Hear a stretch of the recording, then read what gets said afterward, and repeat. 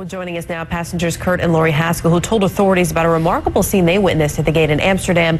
Also with us tonight is Rochelle Keatman, who was on board that flight as well with her family, including her newly adopted brother and sister from Ethiopia. Good to have all of you with us. Kurt, I want to start with you because you say you witnessed the suspect at the airport and you saw something that really made you sit up and take notice. Walk us through what you saw in Amsterdam. Sure. Lori and I were sitting near the boarding gate. Sitting on the floor, there weren't any seats to sit in. And I saw two men, and they caught my eye because they seemed to be an odd pair. One was what I would describe as a poor-looking black teenager around 16 or 17, and the other man, a age 50-ish, wealthy-looking Indian man, and I was just wondering why they were together. Kind of strange. And I watched them approach what I would call the ticket agent, the final person that checks your boarding pass before you get on the plane.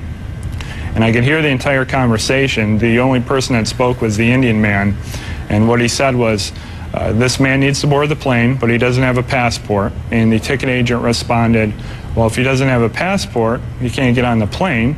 To which the Indian man responded back, he's from Sudan. We do this all the time. And the ticket agent said, well, then you'll have to go and talk to my manager. And she directed them down a hallway. And that was the last time that I saw the Indian man.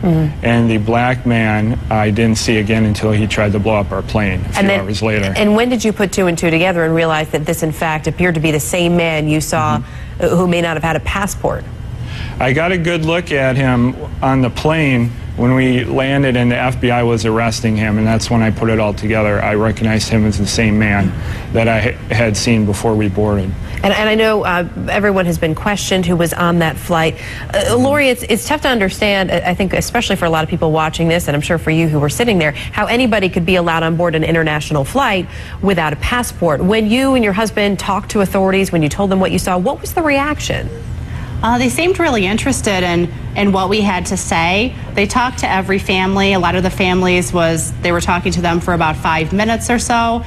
They talked to Kurt and I for probably about 15 minutes, maybe a little bit more. At one point, they called over another FBI agent to, I guess, witness what the other one was talking to us about. So I think that they were really interested in what we had to say about what we saw in the Amsterdam airport.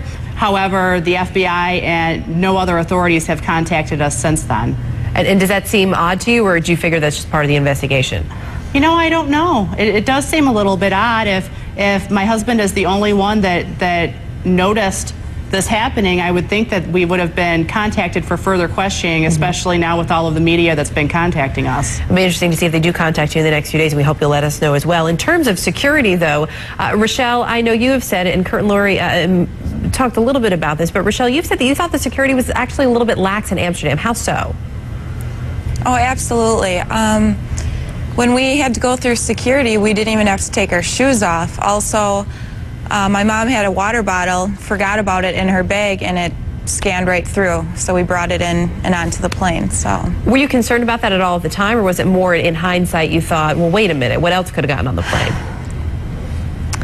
You know, I compared it to the airports here, and that wouldn't be allowed. But at the same time, you're just so eager to get home, you don't think about that right then.